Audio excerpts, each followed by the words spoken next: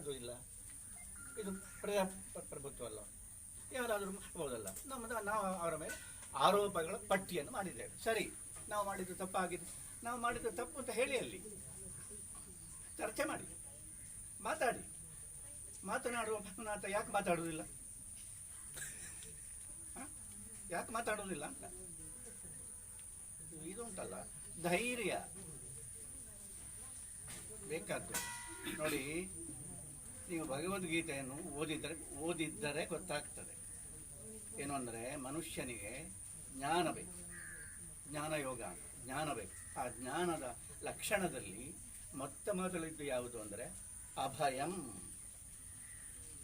ಅಭಯಂ ಸತ್ವ ಸಂಶುದ್ಧಿ, ಜ್ಞಾನಯೋಗ ವ್ಯವಸ್ಥಿತಿ. ಜ್ಞಾನಯೋಗ ಎನ್ನುವುದು ನಮ್ಮಲ್ಲಿ ಉಂಟಾಗಬೇಕಾದ್ರೆ ಮೊದಲು ಇರಬೇಕಾದ ಗುಣ ಯಾವುದು ಅಂದರೆ ನಿರ್ಭೀತಿ. ಅಭಯಂ ಸತ್ವ ಸಂಶುದ್ಧಿ. ನಿರ್ಭೀತಿ ಉಂಟಾಗಬೇಕಾದ್ರೆ ನೀವು ಪ್ರಾಮಾಣಿಕರಾಗಿರಬೇಕು. ನೀವು ಅಪ್ರಾಮಾಣಿಕರಾಗಿದ್ದರೆ ನಿಮ್ಮೊಳಗೆ ಒಂದು ಇದಿರ್ತದೆ, ಒಂದು ಭಯ ಇರ್ತದೆ. ನೀವು ಪ್ರಾಮಾಣಿಕರಾಗಿದ್ದರೆ ನಿಮ್ಮಲ್ಲಿ ನಿರ್ಭೀತಿ ಇರ್ತದೆ. ನೀವು ಯಾರನ್ನು ದ್ವೇಷಿಸುವುದಿಲ್ಲ, ಆದರೆ ಯಾರಿಗೂ ತಲೆಬಾಗುವುದಿಲ್ಲ.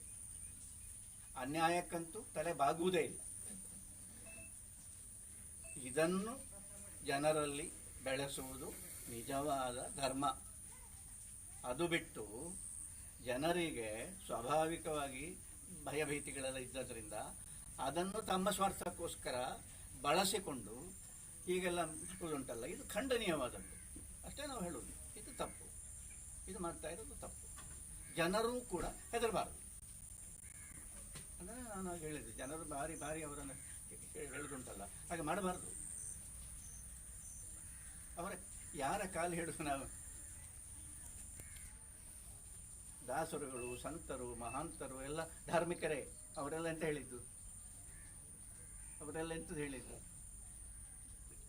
ನಾನು ಸಾಯಬೇಕು, ಸ್ವರ್ಗ ಪಡೆಯಬೇಕು. ಮತ್ತೊಬ್ಬರನ್ನು ನಂಬಿ ಅಲ್ಲ, ಮತ್ತೊಬ್ಬರ ಕಾಲಿಡೋದಲ್ಲ. ಮತ್ತೊಬ್ಬರ ಕಾಲಿಡಿದ್ರೆ ಹೆಗಡೆ ಅಂತವರ ಕಾಲಿಡಿದ್ರೆ ನಿಮಗೆ ಸ್ವಲ್ಪ ಲಾಭ ಆಗಲಿಕ್ಕೆ ಸಾಕು. ಧರ್ಮ ಅಲ್ಲ ಅದು, ಮಾಡಬೇಡಿ ಅಂಥದ್ದೆಲ್ಲ. ದೇವರನ್ನು ನೀವು ನಿಜವಾಗಿ ನಂಬಿದರೆ ಯಾರನ್ನು ಎದುರಿಸಲಿಕ್ಕೂ ಬೇಕಾದ ಒಂದು ಆಧ್ಯಾತ್ಮಿಕವಾದ ಧೈರ್ಯ ನಿಮಗೆ ಉಂಟಾಗ್ತದೆ. ಸರ್, ಮಂಜುನಾಥ ಗರ್ಭಗುಡಿ ಕಾರಣಕ್ಕೆ ನಾನು ಹೇಳಿದ್ದು, ನನಗೆ ದೇವರ ಮೇಲೆ ನಂಬಿಕೆ ಇದೆ. ಸರ್, ಮಂಜುನಾಥ ಗರ್ಭಗುಡಿ ನಾಳೆ ಯಾರಾದರೂ ಏನಾದರೂ ಮಾಡಿದರೆ ಮಾಡಲಿಕ್ಕೆ ಸಾಕು. ಮಾಡಿದರೆ ದೈವ ಇಚ್ಛೆ ಹಾಗೆ ಇದ್ರೆ ಹಾಗೆ ಆಗಲಿ.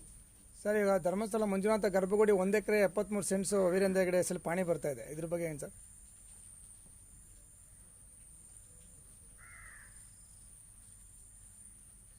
ಇದರ ಬಗ್ಗೆ ನಾವು ಮಂಜುನಾಥನ ಹತ್ರವೇ ಹೇಳಬೇಕು.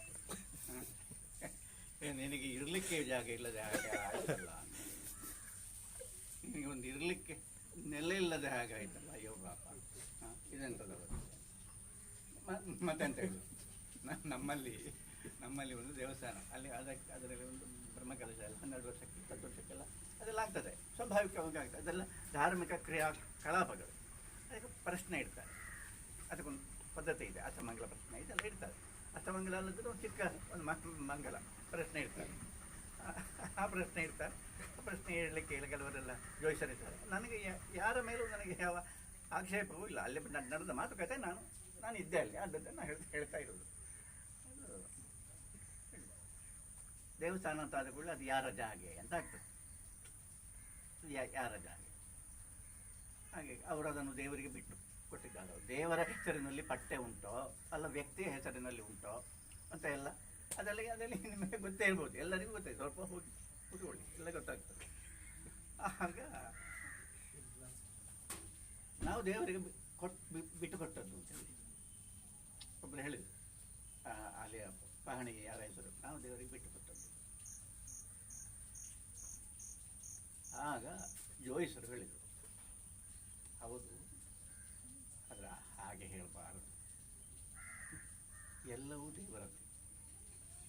ಎಲ್ಲವೂ ದೇವರದ್ದೇ ಆಗಿರುವಾಗ, ಈಶಾವಾಸ್ಯಮಿದಂ ಸರ್ವಂ ಅಂತ ಎಲ್ಲವೂ ದೇವರದ್ದೇ ಆಗಿರುವಾಗ ಈ ಜಾಗ ನಾನು ದೇವರಿಗೆ ಬಿಟ್ಟು ಕೊಟ್ಟೆ ಅಂತ ನೀನು ಕೇಳಬಾರದು. ನೀವು ಬಿಟ್ಟು ಕೊಟ್ಟದ್ದಾಗಿರ್ಲಿಕ್ಕೆ ಸಾಕು, ಕಾನೂನು ರೀತ್ಯ, ಕಾನೂನಿನ ಭಾಷೆಯಲ್ಲಿ ಅದು ಸರಿ ಇರ್ಲಿಕ್ಕೆ ಸಾಕು. ನಾನು ಅವರು ಕೊಟ್ಟದ್ದು ದೇವರ ಹೆಸರಿಗೆ ಪಟ್ಟ ಇರಲಿ ಅಂತ. ಆದರೆ ನಾನು ಬಿಟ್ಟು ಕೊಟ್ಟು ದೇವರಿಗೆ ಸಿಕ್ಕಿದ್ದು ಅಂತ ಆಗಬಾರ್ದು.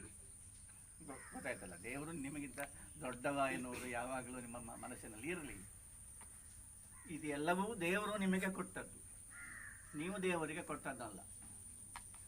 ಇದು ಬೇಕಾದ್ದು. ಆದ್ದರಿಂದ ದೇವರ ಹೆಸರಿನಲ್ಲಿ ಇದು ಮಂಜುನಾಥ ಸ್ವಾಮಿಯ ಜಾಗೆ, ಅದರ ಪಟ್ಟಾದಾರರು ಯಾರು ಅಂತ ಕೇಳಿದರೆ ಮಂಜುನಾಥ ಸ್ವಾಮಿ ಅಂತ ಹೇಳಬೇಕಲ್ಲ, ವೀರೇಂದ್ರ ಹೆಗಡೆ ಅಂತ ಅವರ ಬಾಯಲ್ಲಿ ಬರಲಿಕ್ಕೆ ಕೂಡು.